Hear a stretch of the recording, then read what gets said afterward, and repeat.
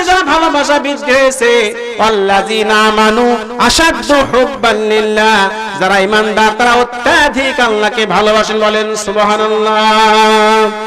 ভাইরা আমার, ইতিহাস থেকে আপনাদেরকে ঘটনা জানাই, শোনাই। আজকে মুসলমানদের ইতিহাসকে কি করা হয়েছে, ঢেকে দেওয়া হয়েছে, আর মুসলমানদের ইতিহাস তুলে ধরা হয় না। হযরত ওমর রাদিয়াল্লাহু আনহু ইসলামের দ্বিতীয় খলিফা। কততম খলিফা? দ্বিতীয় খলিফা। হযরত আবু বকরের সাথে নবীর কি সম্পর্ক? আল্লাহর নবী ছিলেন শ্বশুর, হযরত আবু বকরের শ্বশুর, আল্লাহর নবী ছিলেন জামাই।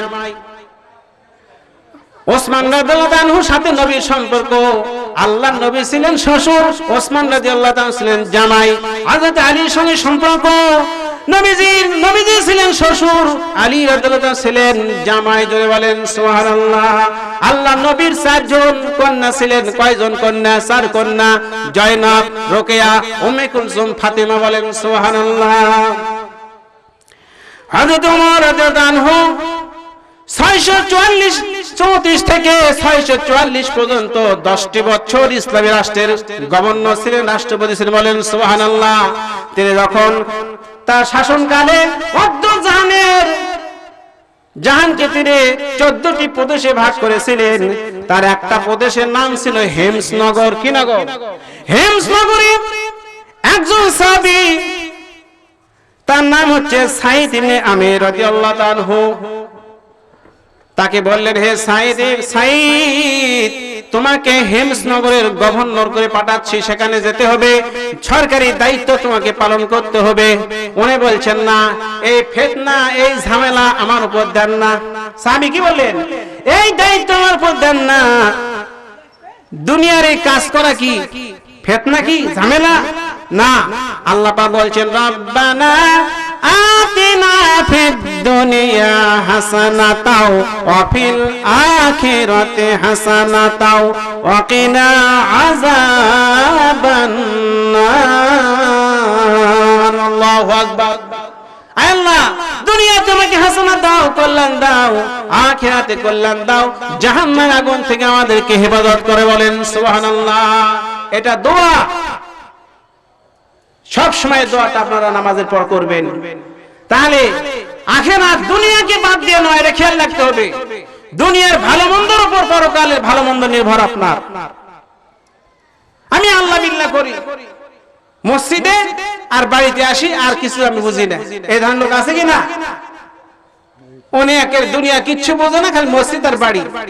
কুষ্টিয়াতে ওইরকম এক বৃদ্ধ লোক, বয়স্ক লোক, নামাজ পড়ে মসজিদে বসে থাকে, জিকির করে, শুধু খাওয়ার টাইমে জহরের টাইমে যা গোসল করে খেয়ে দেয়, আসে, জহর পড়ে আবার আসর পর্যন্ত থাকে, আবার আসর, মাগরিব, এশা পর্যন্ত, তারপরে বাড়ি যায়। একদিন ইমাম সাহেব ধরছে যে, মুসল্লি আপনার বাড়ি কোথায়? কুষ্টিয়ার অমুক জায়গায়। পাশে জায়গার কথা বলছে।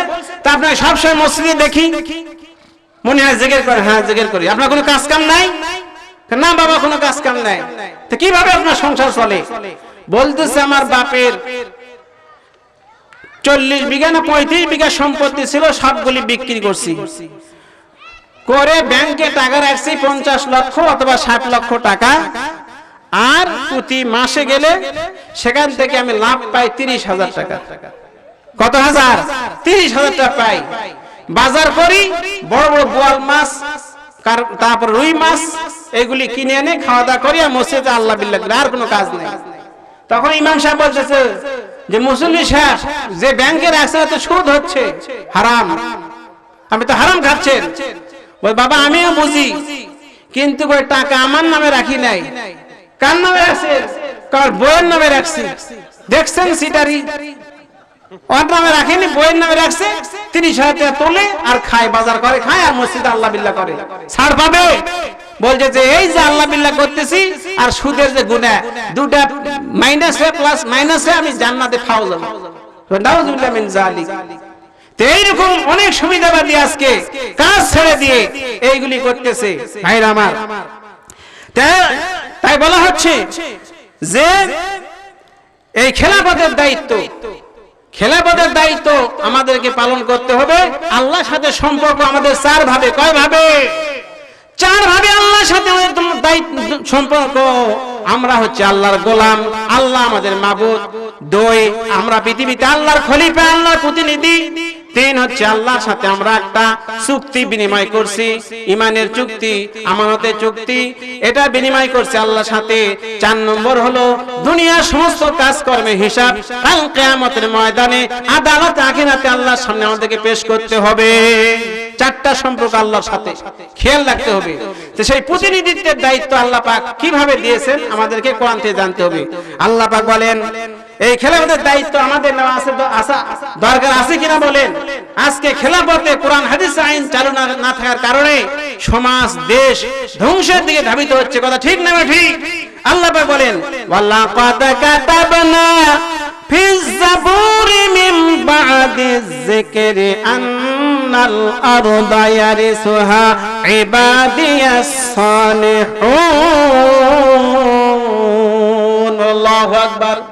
আল্লাহ পাক বলেন সূরা আম্বিয়া 17 পারা শেষ রুকু 105 নম্বর আয়াত সূরা আম্বিয়া। আল্লাহ পাক বলেন আমি উপদেশের পর জাবুরে লিখে দিয়েছি, জাবুর কিতাবে লিখে দিয়েছি, আমার পর আমার নেককার বান্দারা এই পৃথিবীর উত্তরাধিকারী হবে। আমার যারা নেককার বান্দা, ঈমানদার বান্দা, তারা এই পৃথিবী চালাবে, দুনিয়া চালাবে। এরপর আল্লাহ পাক বলেন সূরা নূরের 18 পারা 7 রুকু 55 নম্বর আয়াতে আল্লাহ পাক বলেন খেলাফতের দায়িত্ব সম্পর্কে ওয়াদাল্লাহুল্লাযীনা আমানু মিনকুম ওয়া আমিলুস সালিহাতি লা ইয়াস্তাখলিফান্নাহুম ফিল আরদ। আল্লাহ পাক বলেন তোমাদের মধ্যে যারা বিশ্বাস স্থাপন করেছে, ঈমান এনেছে, সৎ কর্ম করে, আল্লাহ তা ওয়াদা দিয়েছেন যে তাদেরকে অবশ্যই শাসন কর্তৃত্ব দুনিয়ার দেওয়া হবে। বলেন সুবহানাল্লাহ। তোমরা যদি ঈমানদার হও, আল্লাহর দ্বীনে অবিচল থাকো, ঈমানের দুর্বলতা যদি তোমাদের না আসে, ভালো ভালো কাজ করো, অবশ্যই খেলাফতের দায়িত্ব তোমাদের দেওয়া হবে, যেমন দায়িত্ব দিয়েছিলাম অতীতে। বলেন সুবহানাল্লাহ।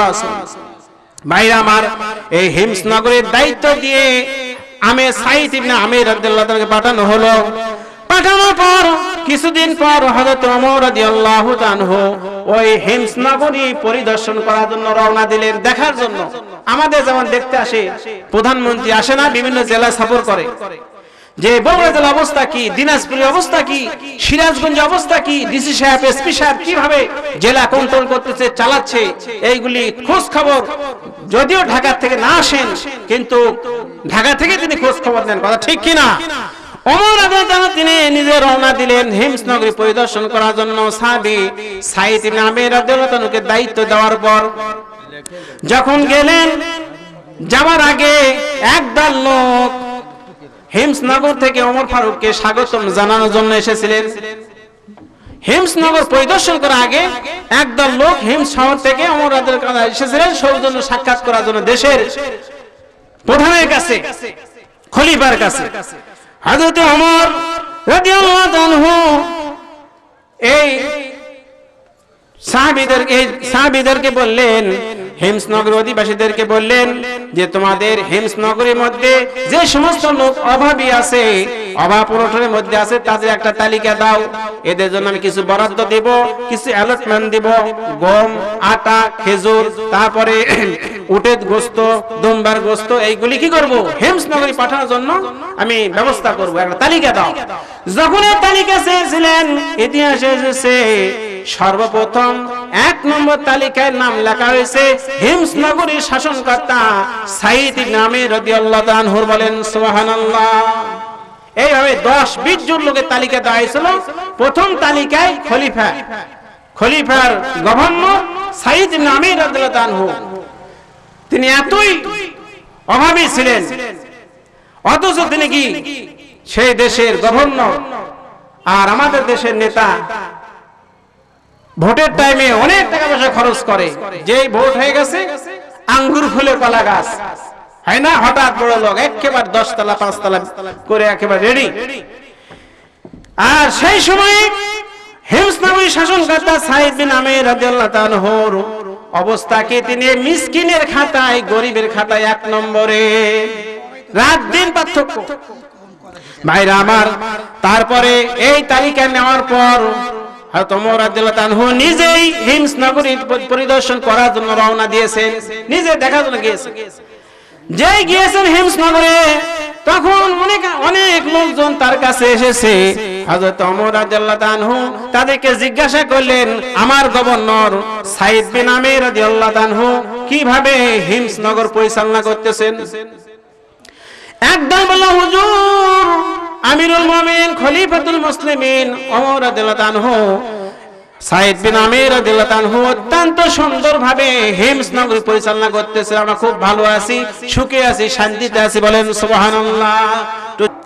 ভাইরা আমার, আরেক দল অভিযোগ তুলল সাইদ ইবনে আমির রাদিয়াল্লাহু আনহুর বিরুদ্ধে। চারটা অভিযোগ। কয়টা অভিযোগ বুঝতেছেন তো কথা?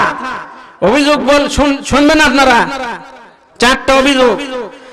এক নম্বর অভিযোগ হলো, এই নেতা সাইদ বিন ওমর রাদিয়াল্লাহু আমির রাদিয়াল্লাহু আনহু অফিসে ঠিকমতো আসেন না, দেরিতে আসেন।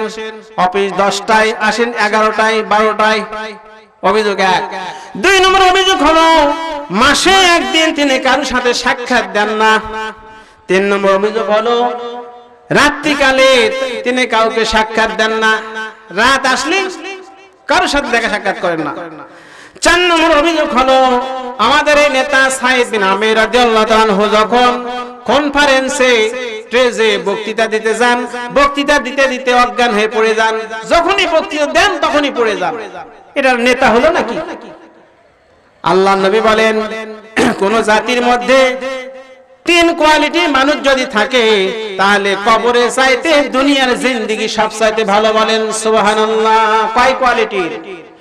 কোন দেশের লোকজনের যদি 3টা কোয়ালিটি থাকে, বৈশিষ্ট্য থাকে। এক নম্বর হলো, সেই দেশের নেতৃস্থানীয় ব্যক্তি, নেতারা যদি ভালো হয়। এক। দুই নম্বর, ধনীরা যদি দানশীল হয়, তাহলে সেই দেশের মানুষের কপাল ভালো। 3 নম্বর, যদি প্রত্যেকটা কাজকর্ম রাষ্ট্রের পরামর্শ ভিত্তিক করা হয়, বলেন সুবহানাল্লাহ। আছে 3টা?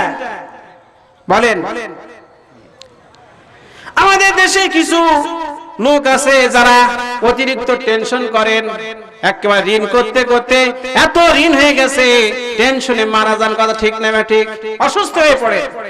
এরপরে কিছু যুবক আছে, যুবকের একটা এমএ পাস করেছে, বিএ পাস করছে, চাকরি নাই, কর্মসংস্থানের ব্যবস্থা নাই, একেবারে টেনশন করতে থাকে। টেনশন তো হবেই। 3 কোয়ালিটির মানুষ নাই, আছে? যার কারণে এই টেনশন কমাতে হবে। নেতার যদি 3টা গুণ থাকে, তাহলে সে হচ্ছে 1 নম্বর নেতা। কয়টা গুণ বলেন?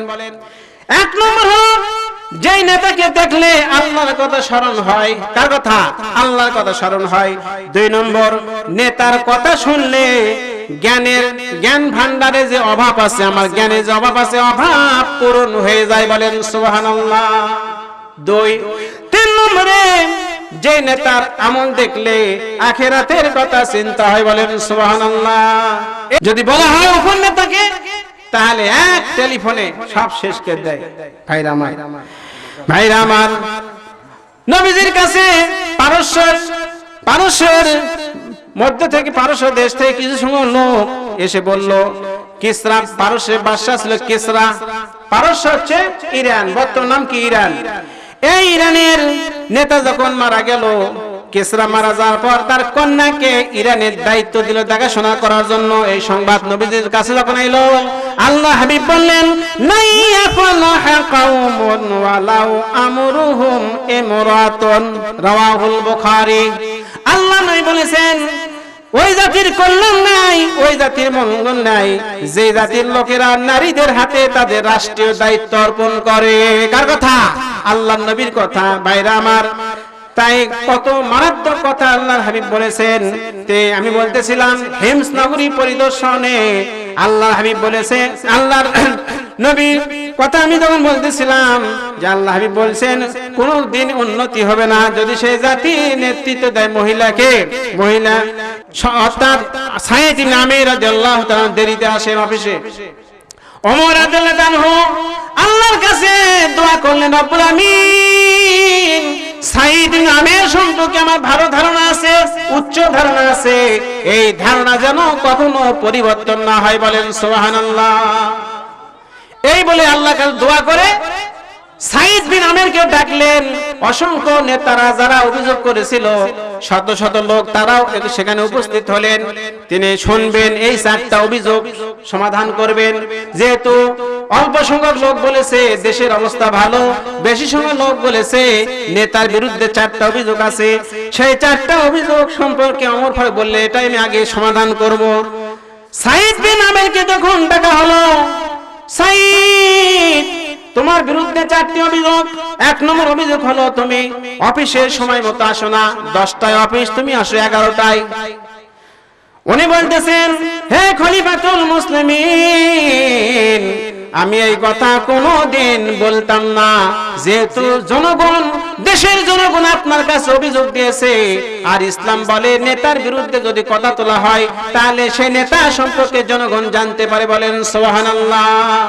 আমার সম্পর্কে আমি বলি, আমার বাড়িতে কাজের লোক নাই, কাজের মেয়ে নাই। আমার বাড়িতে কি নাই? কাজের মেয়ে নাই, কাজের ছেলে নাই, যার কারণে আমার স্ত্রী একা একা সব কাজ করতে পারে না। আমি রাষ্ট্রপতি, আমি গভর্নর, আমি বাড়ির এই সমস্ত কাজ নিজ হাতে করে তারপরে অফিসে যাই, এই জন্য 1 ঘন্টা দেরি হয়ে যায়। জনগণ নেতা সম্পর্কে জানতে পারে। কাজে আপনি যখন বলেছেন জনগণ অভিযোগ তুলছে আমার বিরুদ্ধে, আমি এই কথা বলতামই না কোনোদিন, আজকে সব কথা বলে দেব। তখন হযরত ওমর ভাই বলে, হে অভিযোগকারীরা শোনো, তোমাদের নেতা কি বলতেছে, তার কাজের ছেলে নাই, কাজের মেয়ে নাই। আর বর্তমান নেতাদের কয়টা আছে বলেন? টাই ঠিক করে দেয়, বোতাম লেগে দেয়, জামা পরে দেয়, জুতা এগিয়ে দেয়, ঘরের জানলা বন্ধ করে একটা কাজের লোক, আবার ঘরের দরজা লাগিয়ে দেয় আরেকজন। কত কাজের ছেলে কাজের মেয়ে বোঝেন? কোথায় সাইদ বিন আমের আর কোথায় বর্তমানের নেতা? রাত দিন কি ডিফারেন্স? আমাদের নেতারা এই ইতিহাস মানে না, পালন করতে চায় না। 2 নম্বর অভিযোগ হলো মাসে 1 দিন তিনি কারোর সাথে সাক্ষাৎ দেন না। কয়দিন? মাসে 1 দিন সাক্ষাৎ দেন না। হযরত সাইদ বিন আমের রাদিয়াল্লাহু তাআলা আনহুকে বলা হলো, কেন তুমি 1 দিন তাকে সাক্ষাৎ করো না? উনি বলতেছেন, খলিফাতুল মুসলিমিন, আমি এই কথা কোনোদিন বলতাম না, যেহেতু আজকে আমি অভিযুক্ত হয়েছি, জনগণ আমার সম্পর্কে জানতে পারে। আমার গায়ে দেওয়া জামা মাত্র একটা। কয়টা? একটা জামা। এই জামা মাসে 1 দিন আমি কি করি? পরিষ্কার করি, পানি সাবান দেই, দিয়ে পরিষ্কার করি, তারপরে রোদে শুকানোর জন্য দেই। এই জন্য আমি 1 দিন সময় দিতে পারি না। আর আমাদের নেতাদের, আমাদের কয়টা জামা? চিন্তা করছেন ভাইরা আমার? হযরত ওমর রাদিয়াল্লাহু আনহু একদিন তিনি জনগণের অবস্থা দেখার জন্য রাত্রিবেলা ছদ্মবেশে বের হতেন, আর দিনের বেলা তিনি সিম্পল ড্রেসে বের হতেন, যাতে জনগণ বুঝতে না পারে খলিফাতুল মুসলিমিন। তিনি প্রত্যেকটা রাতে 4টা থেকে 5টা ভালো কাজ করে তারপরে ঘুমাতেন। কে? হযরত ওমর রাদিয়াল্লাহু আনহু। আর আমাদের নেতারা 4-5টা কি খারাপ কাজ না করে ঘুরে আনে। কথা ঠিক না? ঠিক ভাইরা আমার, হযরত ওমর রাদিয়াল্লাহু আনহু এই ভাই রওনা দিয়েছেন, দিতে দিতে দেখতে পেলেন একটা যুবক মদের বোতল নিয়ে দাঁড়িয়ে আছে, মদের আড্ডাখানায় যাচ্ছে। কোথায়? মদের আড্ডাখানায় যেতেছে। ওমর ফারুককে দেখে থমকে গেছে।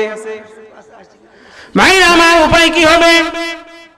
যুবক থরথরে কাঁপতেছে, আল্লাহর কাছে অনুনয় বিনয় করতেছে, রব্বুল আমিন, এই তো ওমর ফারুক আসতেছে, আমাকে তো সাইজ করবে, কাজে মাটি যদি ফাঁক হয়ে যায় এই মুহূর্তে মাটির নিচে চলে যাব। তিনি আল্লাহর কাছে দোয়া করেন, রব্বুল আমিন, আমি আপনার কাছে ফরিয়াদ জানাই, দয়া করে ওমর ফারুক আসার আগে আমার হাতে যে মদের বোতল আছে এই মদটাকে দুধে পরিণত করে দাও। বলেন সুবহানাল্লাহ। মানুষ যখন বিপদে পড়ে আল্লাহ তার সাহায্য করেন না? আল্লাহ তাই সাহায্য করেন। যুবক এই কথা বলে যখন দোয়া করেছেন, ভাইরা আমার, সঙ্গে সঙ্গে হযরত ওমর ফারুক তার কাছে এসে গেছেন। ওমর ফারুক বলতেছেন, এই বেটা তোর হাতে কি? কয় বোতল। কিসের? কয় দুধের। ওমর ফারুক বলে মদের বোতল। দেখি, দেখাও তো। সত্যি কিতাবে এসেছে বোতলের মধ্যে মদ ছিল, তার দুধে পরিণত হয়ে গেছে। বলেন সুবহানাল্লাহ। যুবকটি বলছে, রব্বুল আমিন, আর আজ থেকে সিদ্ধান্ত নিলাম জিন্দেগিতে আর মদ পান করব না। মদ পান করা হালাল না হারাম? হারাম। এই কাজটাই বর্তমানে বাংলাদেশে বেশি চলতেছে। আল্লাহ হাবিব বলছেন মদ হচ্ছে প্রত্যেকটা পাপ কাজের মা, জননী, অশ্লীলতার জননী। মদ, হেরোইন, ফেন্সিডিল, গাঁজা, ইয়াবা সবগুলি মানুষকে জাহান্নামের দিকে ধাবিত করে। কথা ঠিক না ঠিক? আল্লাহ নয় বলেছেন যারা নেশা জাতীয় দ্রব্য পান করে, মদ পান করে, এদেরকে সালাম দিবা না, এদের জানাজায় অংশ করবে না।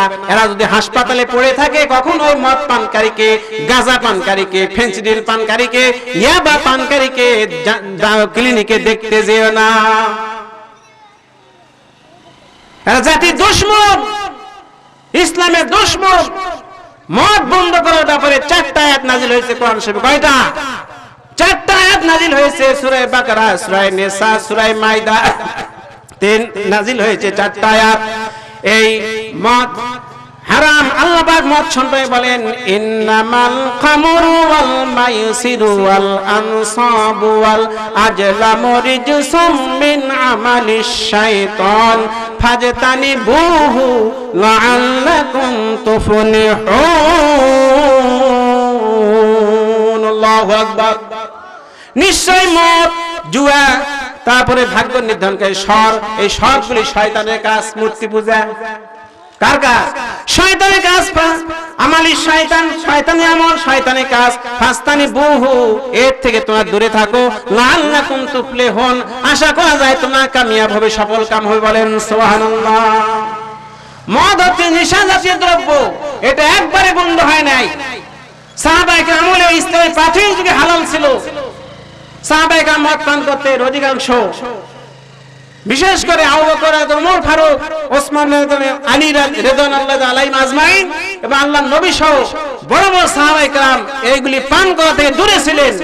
যে জিনিস ভবিষ্যতে হারাম হবে এইগুলি ধারে কাছে যেতেন না। বলেন সুবহানাল্লাহ। মদ পান করে নামাজ পড়তে গিয়েছে, দ্বিতীয় আয়াত সেই কথা বলতেছি। নামাজ পড়তে গিয়ে সম্ভবত হযরত আলী রাদিয়াল্লাহু তাআলা মাগরিবের নামাজ ইমামতি করতেছেন, সূরা কাফিরুন পড়তেছেন। কোন সূরা? সূরা কাফিরুন পড়তেছেন। এই সূরা একই আয়াত দুইবার আছে। লা আ'বুদু মা তা'বুদুন ওয়া লা আনতুম আ'বিদুনা মা আ'বুদ। এইগুলি বলতে গিয়ে তিনি কি করতেছেন? ভুল করতেছেন। আমাদের অনুষ্ঠানে খাওয়া দাওয়া শেষে কি খাই? আরসি খাই। সেই সময়ে মদ পান ছিল খাওয়া দাওয়া শেষে। এই খাওয়া দাওয়া শেষ করে দাওয়াত খেয়ে তার নামাজ পড়তেছে, সঙ্গে সঙ্গে সূরা উল্টা পাল্টা পড়তেছে। আয়াত নাজিল হয়ে গেল ইয়া আইয়ুহাল্লাযীনা আমানু লা তাকরাবুস সালাতা ওয়া আনতুম সুকারা। হে ঈমানদারগণ, খবরদার তোমরা নেশাগ্রস্ত অবস্থায় নামাজের নিকটবর্তী হয়ে না। কি হচ্ছে? সমানে ইয়াবা, হেরোইন, ফেন্সিডিল, গাঁজা দিয়ে দেশ ভরে যাচ্ছে, জাতি ধ্বংস হয়ে যাচ্ছে। বিশেষ করে যুবক শ্রেণীর যুবক যুবতীরা এইগুলির পাগল। ওই যে ঢাকাতে গাড়ি অ্যাক্সিডেন্ট করছে, আবরার না কি এক ছেলে ছাত্র মারা গেছে। ওই আবরার, ওই ড্রাইভারকে রিমান্ডে নিয়েছে পুলিশ। বলতেছে আমি গাঁজা খেয়ে না খেলে গাড়ি চালাতে পারি না, তো গাঁজা খায় গাড়ি চালাচ্ছি। ইতিমধ্যে ছেলেটা কি গাড়ির চাকার নিচে চলে গেছে। এইবার যেই চলে গেছে ভয় ধরছে, আরো দ্রুত চালাচ্ছে। জার্মানি বিজ্ঞানী বলেছে যার বয়স 40 সে যদি এই হিরোইন খায়, গাঁজা খায়, মদ খায়, ফেন্সিডিল খায়, 60 বছরের বৃদ্ধের মতো তাকে দেখা যাবে। যারা নেশাদার দ্রব্য পান করে এরা পুতুলে পরিণত হয়, ছেলে মেয়েদেরকে তুচ্ছ তাচ্ছিল্য করে। কাজী এই সমস্ত জিনিস নিষেধাজ্ঞ দ্রব্য আপনারা ছেড়ে দিবেন। জাতিকে এই নিষেধাজ্ঞ দ্রব্য থেকে উদ্ধার আমাদের করতে হবে। এই আলোচনা শুনে আজ থেকে ছেলেদেরকে সতর্ক করে দেন, খবরদার। নবীজি বলছে যারা মদ পান করে সালাম দিও না, এদের জানাজা অ্যাটেন্ড করো না। যারা ইয়াবা খাবে 40 দিন ইবাদত বন্দি কবুল হবে না। ওমর রাদিয়াল্লাহু আনহুর কথা বলতেছিলাম, তিনি হিমস নগরী পরিদর্শন করতে গিয়েছিলেন। সাঈদ ইবনে আমির রাদিয়াল্লাহু আনহুর বিরুদ্ধে 4টা অভিযোগ ছিল। কয়টা? 4টা, 2টা বলেছি। আর 3 নম্বর অভিযোগ হলো যে তিনি রাত্রি বেলায় কারো সাথে সাক্ষাৎ দেন না। জিজ্ঞাসা করলো সাঈদ বিন আমির ব্যাপার কি? উনি বলছেন হে আমিরুল মুমিনিন, আমি এ কথা কোনদিন বলতাম না যেহেতু আপনি এসেছেন, জনগণ আমার সম্পর্কে জানতে চেয়েছে, জনগণের অধিকার আছে একজন সরকার প্রধানের কাছ থেকে সবগুলি শোনার জানার।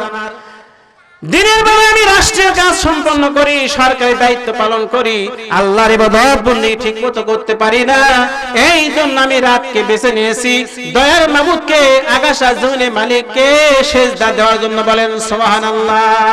এমন নেতা আছে দিনের বেলা সরকারি দায়িত্ব পালন করে, রাত্রিবেলা সারা রাত দাঁড়িয়ে আল্লাহ সেজদা দিয়ে রুকু করে আল্লাহ রাত পার করে দেয়? আছে এমন নেতা? আল্লাহ পাক সূরা ফুরকানে বলেছেন, আল্লাযীনা ইয়াবিতুনা লিরাব্বিহিম সুজদাও ওয়া কিয়ামা। আল্লাহু আকবার। ঈমানদারদের কোয়ালিটি হলো, বৈশিষ্ট্য হলো, তারা সারা রাত নাক ডেকে ঘুম পাড়ে না, তারা রাত্রি বেলায় দাঁড়িয়ে সেজদা দিয়ে রাতটি কেটে দেয়, তাহাজ্জুদের নামাজ পড়ে। বলেন সুবহানাল্লাহ। আল্লাহর নবী তাহাজ্জুদের নামাজ পড়তেন।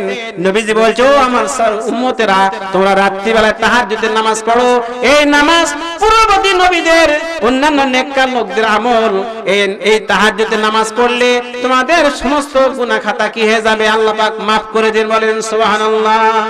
সুস্থ থাকবে, সুস্থ থাকার জন্য কত ব্যায়াম টাম এগুলো আমরা করি। যদি রাত্রে নামাজ পড়া যায়, ইমাম আবু হানিফা রাহমাতুল্লাহ আলাইহি প্রতি রাতে 300 রাকাত নফল নামাজ পড়তেন। কত রাকাত? 300 রাকাত। রাস্তাতে দিনের বেলা যাচ্ছেন, একদল মহিলা বলতেছে, ওই যে দেখছো নাকি হুজুর যাচ্ছে, এই হুজুর রাত্রে 500 রাকাত নামাজ পড়ে। কয় রাকাত? 500 রাকাত নামাজ পড়ে। এই কথা ইমাম সাহেবের কানে গেছে, তিনি সেই রাতে 500 রাকাত নফল নামাজ পড়েন। বলেন সুবহানাল্লাহ। এরপর তার সম্পর্কে এসেছে এশার নামাজের ওযু দিয়ে ফজর নামাজ তিনি আদায় করতেন। বলেন সুবহানাল্লাহ। অতীতে সমস্ত আল্লাহর ওলিরা রাত কেটে আল্লাহর ইবাদত বন্দেগীতে তারা রাত পার করে দিয়েছেন। বলেন সুবহানাল্লাহ। আর আমরা ঘুম পেয়ে শেষ, ফজর নামাজ পর্যন্ত পড়ে না। যারা নামাজ পড়বে না, আর কিয়ামতের দিন জাহান্নামে চলে যাবে। আমার কথা না, জাহান্নামে যাওয়ার এক নম্বর কারণ হলো নামাজি না হওয়া। মা সালাকাকুম ফি সাকার। কিয়ামতের দিন অপরাধীদেরকে জিজ্ঞাসা করা হবে, ইয়াতাসালুনা আনিল মুজরিমিন, তোমরা হে অপরাধী দলেরা কেন জাহান্নামে যেতেছো? তখন তারা বলবে, লাম নাকু মিনাল মুসাল্লিন, আমরা নামাজে ছিলাম না। যে নামাজ আপনাদেরকে পড়তে হবে 5 ওয়াক্ত নামাজ জামাতের সাথে। ইমাম বুখারী মুসলিমের ওস্তাদ উবাইদুল্লাহ ইবনে ওমর কাওয়ারিরি রাহমাতুল্লাহ আলাইহি জামাত মিস করতেন না। একদিন এশার নামাজ মেহমান আসার কারণে মিস হয়ে গেছে। মেহমানকে বিদায় করে দিয়ে রাত্রি বেলায় বাড়িতে এশার নামাজ 27 বার তিনি পড়েছেন। কতবার? 27 বার পড়ে ঘুমিয়ে গেছেন। ইমাম বুখারী মুসলিমের ওস্তাদ ঘুমের মধ্যে স্বপ্নে দেখতে পাচ্ছেন একদল ঘোড়সওয়ার দৌড়াচ্ছে, উনিও পিছনে দৌড়াচ্ছেন, কিন্তু ধরতে পারছেন না।